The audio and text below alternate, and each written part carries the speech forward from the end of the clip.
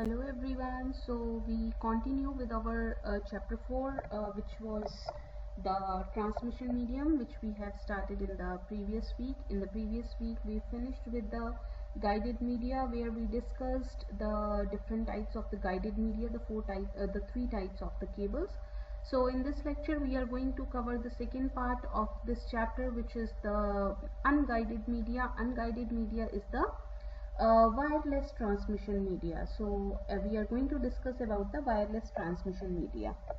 Now there are three general ranges of frequency which we are going to discuss in the case of wireless transmission. So first frequency is in the range of 1 gigahertz to 40 gigahertz. This is referred to as the microwave frequency. So the waves which are in the range of 1 gigahertz to 40 gigahertz, they are referred to as the microwave frequency. Now at this frequency, highly directional beams are possible. So directional rays are used. Direction means which are go in a specified direction. And microwave is quite suitable for point-to-point transmission.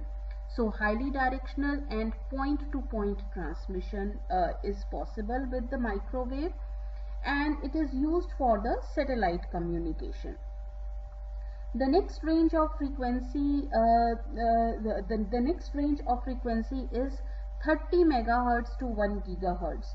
So the frequencies in the range of 30 megahertz to 1 gigahertz, they are suitable for omnidirectional applications. Omnidirection means all directions. When the waves when the waves or the frequencies or the beams can travel in all the directions, that is called as the omnidirectional application, and we refer to this range as the radio range. So between the range, the wavelength, the waves or the frequency range from 30 megahertz to 1 gigahertz is the radio waves. Another important frequency range for local application is the infrared rays. So they are in the frequency spectrum of 3 into 10 to the power 11 hertz to 2 into 10 to the power 14 hertz. So these are called as the infrared portion of the spectrum. Infrared is used for local point-to-point and multi-point applications within confined areas such as single room. Although these rays have higher frequency, but they can be used only for point to point, and they can be used in the single room only. Why they can't be used for the broader ranges? Because infrared rays, they cannot cross the wall. The example of your infrared rays are your TV remotes or any other device remotes that you use. So normally the remotes that you use, they are point to point. You have to point the remote to your device, then only your device can be switched on and off. So infrared is useful for point to point or multi-point applications, and that too in a single room. For unguided media, now for the unguided media, which we have discussed in the last lecture, transmission and reception are achieved by the means of antenna. So we use antenna. Now before going further, let's discuss the type of antennas, or let's have a discussion of antenna. So what is an antenna? An antenna can be defined as the electrical conductor or a system of conductors used either for radiating electromagnetic energy or collecting electromagnetic energy. So they are electrical conductors which are used to radiate or to collect the electromagnetic energy.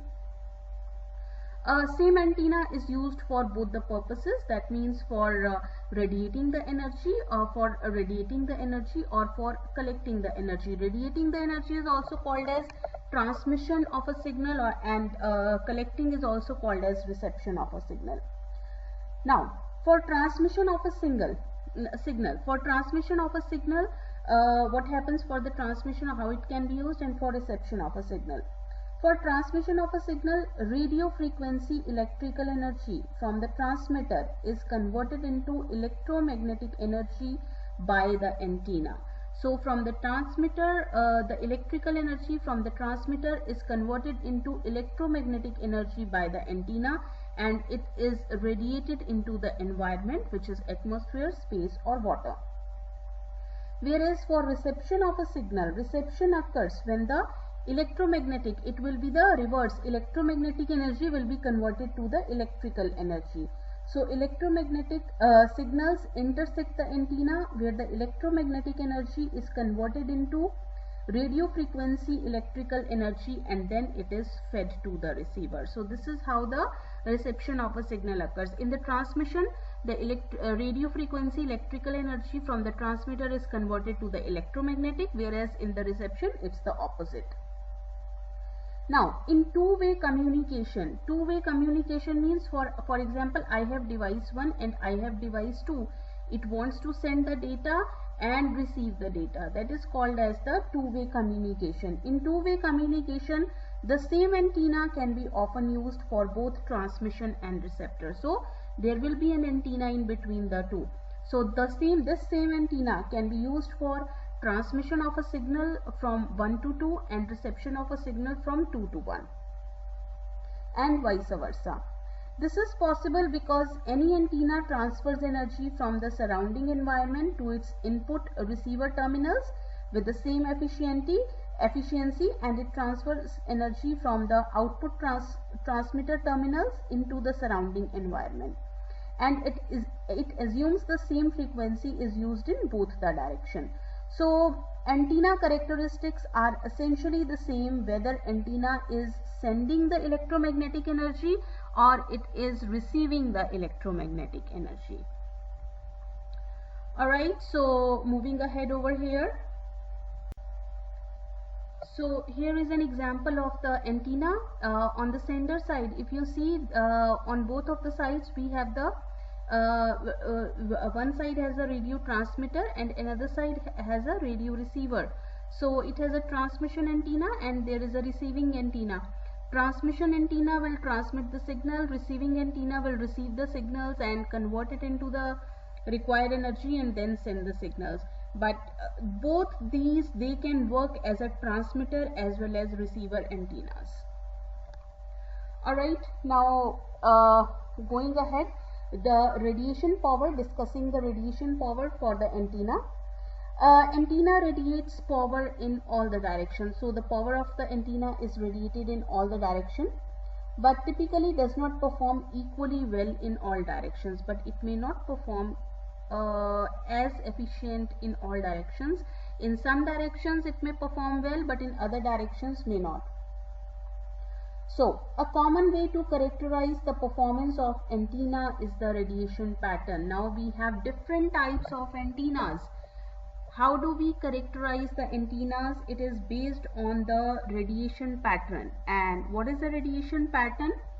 It is a graphical representation of the radiation properties of antenna and as a function of the space coordinates. So the simplest pattern which is produced by the antenna is known as the isotropic antenna. Isotropic antenna is also called as omnidirectional antenna because it can transmit or radiate the power equally in all the directions. It's a point in space that radiates the power in all directions equally. So the actual radiation pattern for the isotropic antenna is a sphere with the antenna at the center. We have another important type of antenna also, which is a parabolic reflective antenna, and it is used in the terrestrial, microwave and satellite applications. So it looks like a parabola, but isotropic antenna, it radiates power in all the directions equally. Let's talk about some important properties of the antenna now. Antenna gain. So it is the measure of the directionality of the antenna. It measures the directionality of the antenna, and it is basically power output in a particular direction versus the produced by the isotropic antenna. So what it is actually, antenna gained is defined as power output in a particular direction compared to that produced in any direction by a perfect omnidirectional or the isotropic antenna. So how much power an antenna has produced in a particular direction compared to the power that is produced in any direction, that is called as the antenna gain, and it is measured in decibels. We will shortly discuss how it is measured, and we have a formula for measuring the antenna gain, and the formula is, we write something like this: gain dB, this is gain dB, is equals to 10 log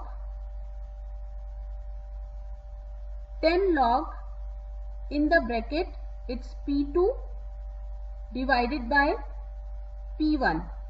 P2 is power at 0.2, P1 is power at 0.1. Now where G is what? G is the antenna gain, P1 is the radiated power of the directional antenna, and P2 is the radiated power from the reference antenna. So in effect, increased power is radiated in one direction by reducing the power radiated in the another direction.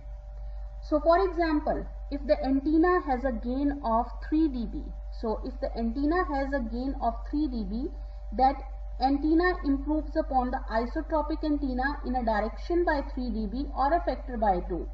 So the increased power radiated in a given direction is at expense of other directions. So what does this mean? This means that increased power is radiated in one direction by reducing the power radiated in another direction. Also, it is important to note that antenna gain does not refer to obtaining more output power than input power, but rather than it refers to the directionality. So it's a function of the directionality. Alright, so moving ahead.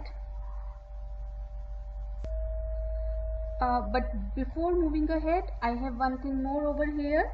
There is a concept related to the effective area. Now, a concept related to the antenna gain is the effective area of the antenna. What is effective area? Effective area of an antenna is related to the physical size of the antenna and to its shape. What is the shape? So effective area is a measure, or it's related to the size and to the shape of the antenna. So let's move on to the terrestrial microwave. Now the most common type of microwave antenna. For the microwave, we use the parabolic dish antenna. Normally you might have seen it. So the most common type of microwave antenna is the parabolic dish antenna. A typical size of parabolic dish antenna is roughly about 3 mm in diameter, and the antenna is fixed rigidly, and it focuses a narrow beam to achieve a line of sight transmission. So it works on line of sight transmission. That means if this is antenna, the rays should fall directly over here. So it works on line of sight of transmission to the receiving antenna. Microwave antennas, they are normally located at heights above the ground level, so as to extend the range between the antennas and to be able to transmit over intervening the obstacles. Now, where are these used? So the terrestrial microwave antennas, the primary use of these microwave systems is in the long haul telecommunication services as an alternative to coaxial cable. So instead of using the coaxial cable for the long distance telephone services, terrestrial microwave systems are used. They also can be an option for the optical fiber cables also. They share point-to-point links between buildings and the cellular systems.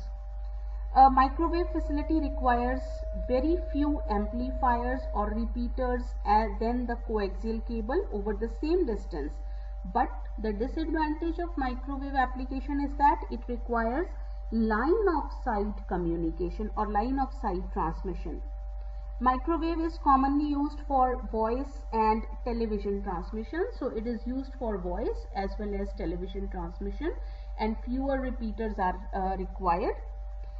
Another important use of microwave is for short point-to-point link between the buildings. This can be used for the closed circuit TV or as a data link between the local area networks. Even the short haul microwave can also be used for so-called bypass applications. For example, a business can establish a microwave link to a long distance telecommunication in the same city and then bypass the local telephone company. So this can be used 1 gigahertz to 40 gigahertz frequencies, and with higher frequencies with higher data rates. But the main source of loss is the attenuation caused by distance, rainfall and interference. So this is the drawback of the microwave antennas or the parabolic antennas. Going ahead, so moving on for the satellite microwave. It's a communication satellite or a microwave relay station. Communication satellite is in effect a microwave relay station, and it is used to link or connect two or more ground-based stations, ground-based microwave transmitter or receiver stations, receiver stations, which are known as earth stations. They are called as ground stations also.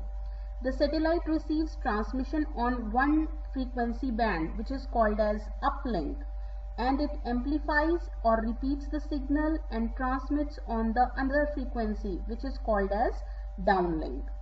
A single orbiting satellite will operate on a number of frequency bands, and which are called as transponders or transponder channel. So it receives on one frequency, amplifies, repeats the signal and transmits on the other frequency, and the frequency bands, they are called as the transponder channel. It requires a geostationary orbit also. So geostationary orbit whose rotation match occurs at a height of 35,863 km at an equator, needs to be spaced at least 3 to 4 degrees apart to avoid any interference with each other, and spacing limits the number of possible satellites also. Alright, so moving ahead, now this diagram shows a two-way communication between the satellite and the earth station. So one of them is a transmitter and one of them is a receiver. So if you see, there are two earth stations. This is a transmitter, so signals gets transmitted to this satellite antenna, and the other earth station receive these signals. Alright, so moving ahead, this is an example of point-to-point link between two distance ground-based antennas. So it's a point-to-point link. We have a transmitter on the earth, it points to the satellite antenna, and then it is used to send the signals to the another earth station. So there is a point-to-point link between two distant ground-based antennas. How is the point-to-point link? With the help of the satellite antenna.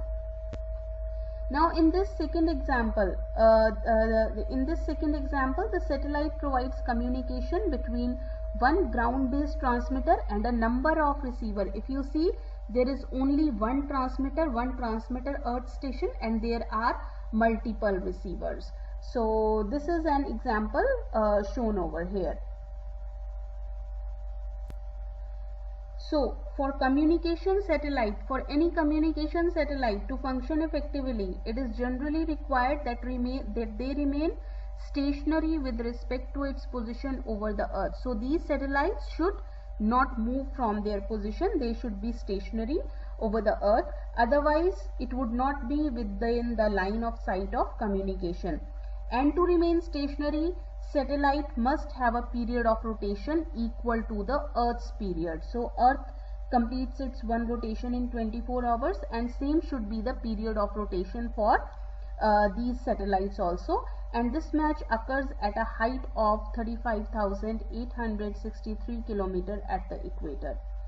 Now if two satellites, they use the same frequency band, and if they are close enough together, they can interfere with each other. Now if I have another satellite over here also, they are close enough, they are close enough, and their frequency is also same. Their signals can interfere with each other.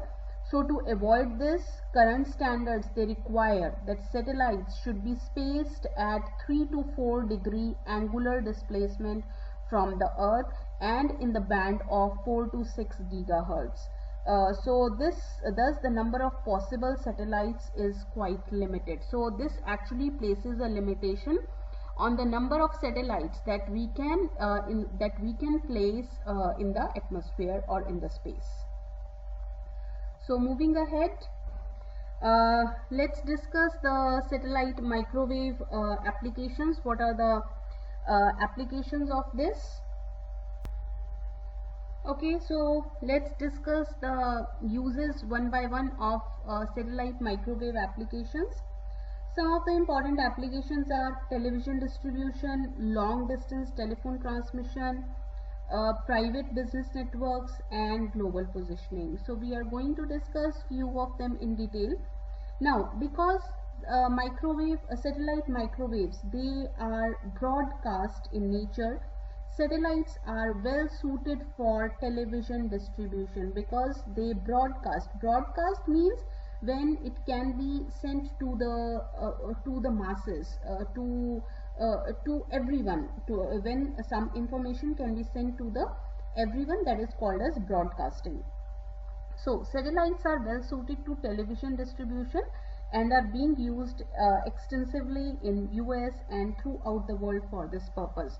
So how it is done in its traditional use? Previously, when it was used, a network actually provides programming from the central location. So a programming from the central location is provided.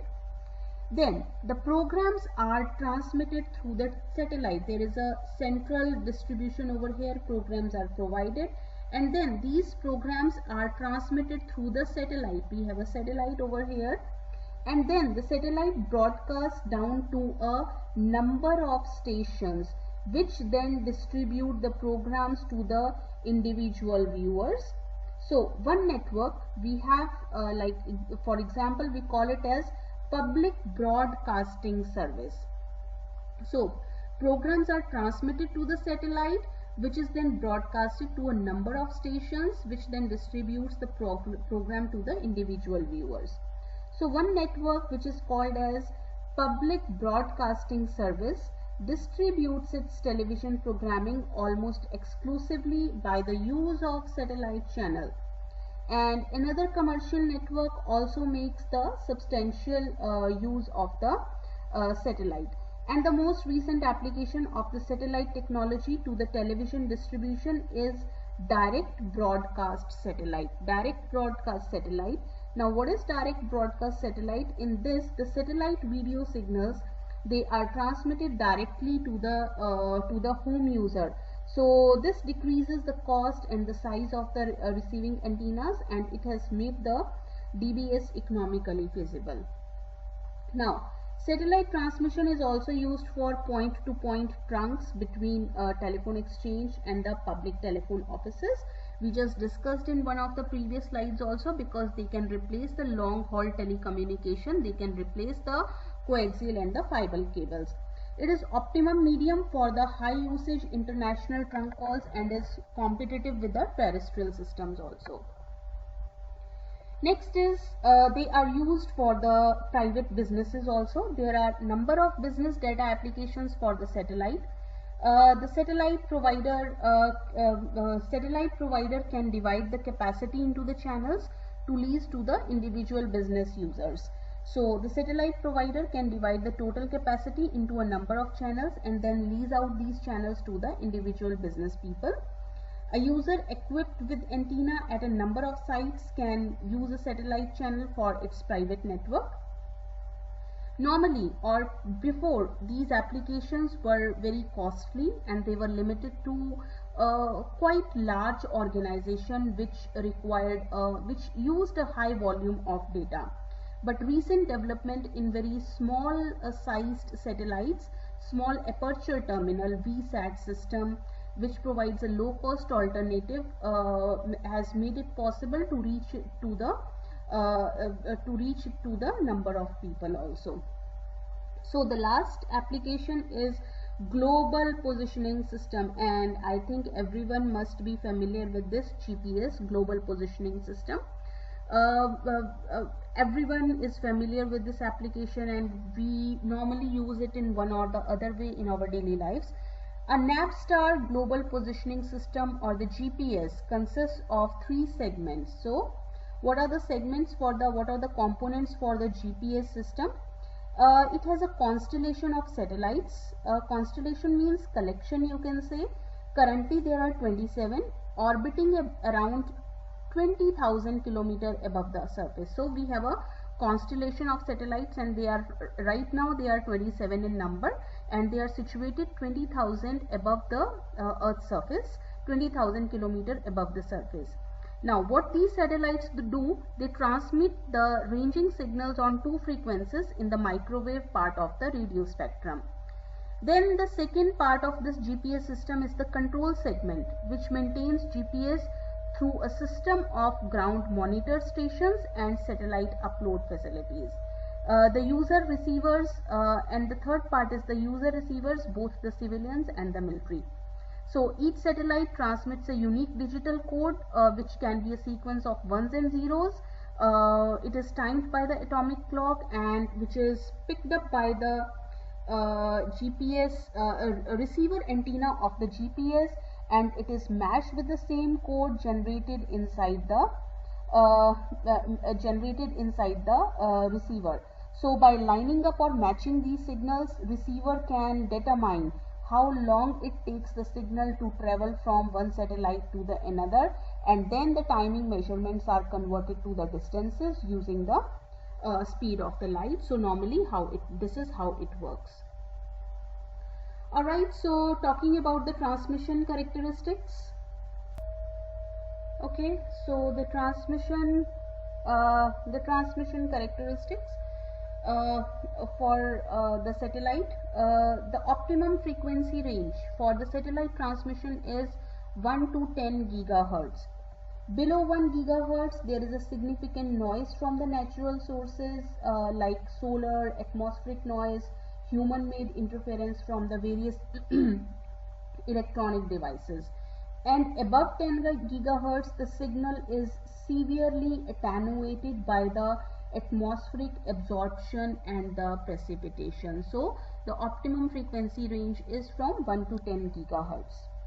Now most satellites, they provide point-to-point service and use a frequency bandwidth. Their frequency bandwidth ranges from 5.925 to 6.425 gigahertz for transmission from Earth to satellite. From Earth to satellite, it is called as uplink, and from satellite to Earth is called as downlink.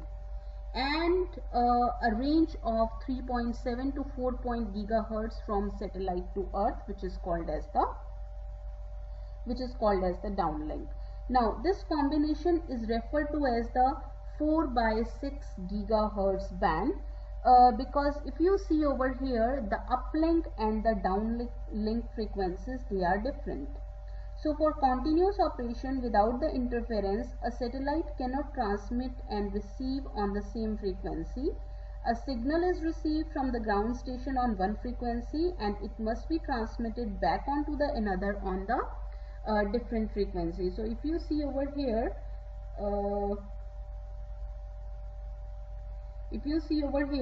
because of the saturation, 1214 gigahertz band has been developed, and the uplink frequency for this band is 14 to 14.5 gigahertz, and downlink is 11.7 to 12.2 gigahertz. So that's why it is called as 1214, because the downlink frequency varies from is 12, almost 12, and the uplink frequency is 14, and it is called 4 to 6 gigahertz band, because the downlink frequency is almost 4 and uplink frequency is almost 6. Alright, Uh, Several properties of the satellite communication should be noted, because long distances on involved, there is a propagation delay of about quarter second from the transmission from one earth station to the another receiving earth station. This delay is noticeable in ordinary telephone communication, and it may also introduce some problems of error control and of flow control, but we are not going to discuss. And secondly, satellite microwave is broadcast in nature. Many stations can transmit to the satellite, and transmission from a satellite can be received by many stations. Alright, so moving ahead, now we talk about broadcast radio. The frequency band for the broadcast radio is from 30 megahertz to 1 gigahertz. So the broadcast radio normally it uses 30 megahertz to 1 gigahertz. Principal difference between broadcast radio and microwave is the satellite is omnidirectional, whereas radio is directional. So the broadcast radio does not require any dish-shaped antennas, and the antennas need not to be rigidly placed on a specified alignment or in a specified direction. So this is the main difference. Radio is the term used to encompass frequencies in the range of 3 kilohertz to 300 gigahertz.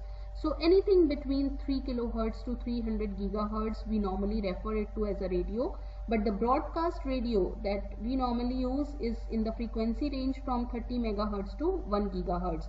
So the broadcast radio in this range, it covers FM radio, which you normally listen in your cars while you are traveling or at your home, UHF and VHF television, ultra high frequency and very high frequency television, and data networking applications. So radio is a general term used to encompass the frequency in the range of 3 kilohertz to the 300 gigahertz. So this range from 30 megahertz to 1 gigahertz is used for data networking applications also. Alright, now coming to the transmission characteristics, let's talk about the transmission characteristics. Now the range from 30 megahertz to 1 gigahertz is effective for broadcast communication. So unlike the case for the lower frequency electromagnetic waves, ionosphere, which is one of the layer of the atmosphere, is transparent to radio waves above 30 megahertz. So transmission is limited to the line of sight, and distance transmitters will not interfere with each other due to the reflection from the atmosphere. So for the high frequencies of the microwave region, broadcast radio waves, they are less sensitive to the attenuation, and also because of the longer wavelength, radio waves suffer relatively less because the wavelength is also longer. A prime source of impairment from transmission impairment for broadcast radio waves is multipath interference. There may be a multipath interference. There may be reflection from land, from water, from nature, or from human-made objects. They can create multiple paths between the antenna. So it suffers from the multipath interference. Now we will talk about infrared rays. So infrared communication is achieved through transmitters and receivers, which we call it as transceivers. Transmitters and receivers, they are called as transceivers that modulate non-coherent infrared light. Transceivers must be within the line of sight of each other directly or via reflection from a colored surface such as the ceiling of a room. So they must be in the line of the sight. One important difference between infrared and microwave is that the infrared rays cannot cross the walls. They cannot travel through the walls. They cannot penetrate the walls. So the security and interference problems encountered in the microwave systems, they are not present in the infrared waves. Furthermore, there is no frequency allocation issue with the infrared because no licensing is required. and the most important use that every one of us use is in our TV remote or any other type of remote. If you are sitting in one room and you have a TV remote and you are in the other room, you cannot start or stop the TV from the other room. The reason is the infrared rays cannot penetrate the walls. That's why even though you have a remote in your hand, infrared waves have a high frequency band.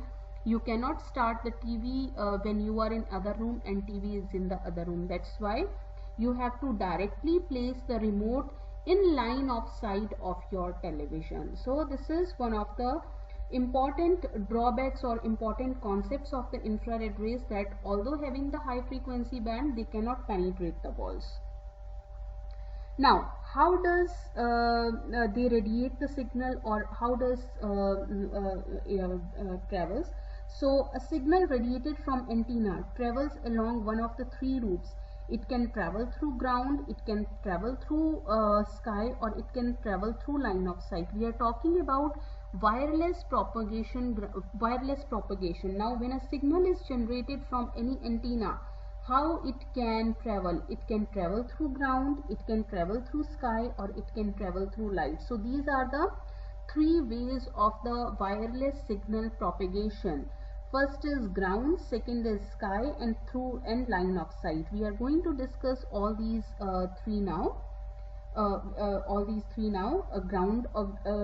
propagation, sky propagation, and line of sight propagation. So first of all, we are going to talk about ground propagation. So ground propagation, this is an example shown over here. Ground propagation.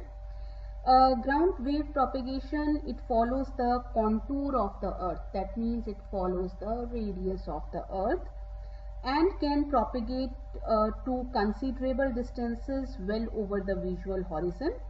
And this can be found in the frequencies up to 2 megahertz.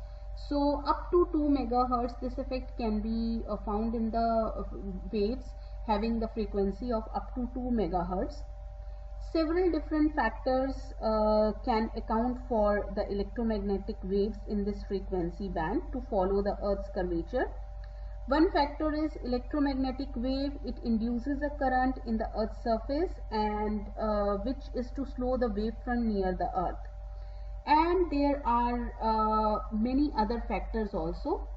The best known example for the ground wave communication is the AM radio. Now moving ahead to the next type of propagation, which is sky wave propagation. Now this is the sky wave propagation. The difference is, if you see here, the wave is following the curvature of the earth, but here the waves are propagating in the atmosphere also. So sky wave propagation is used for amateur radio and international broadcasts such as BBC, Voice of America. So a signal from earth-based antenna is reflected from the ionized layer of the upper atmosphere and back to the earth. If you see, signal from the station strikes the ionosphere, it is reflected back onto the Earth's atmosphere. It strikes back to the ionosphere and it is reflected back to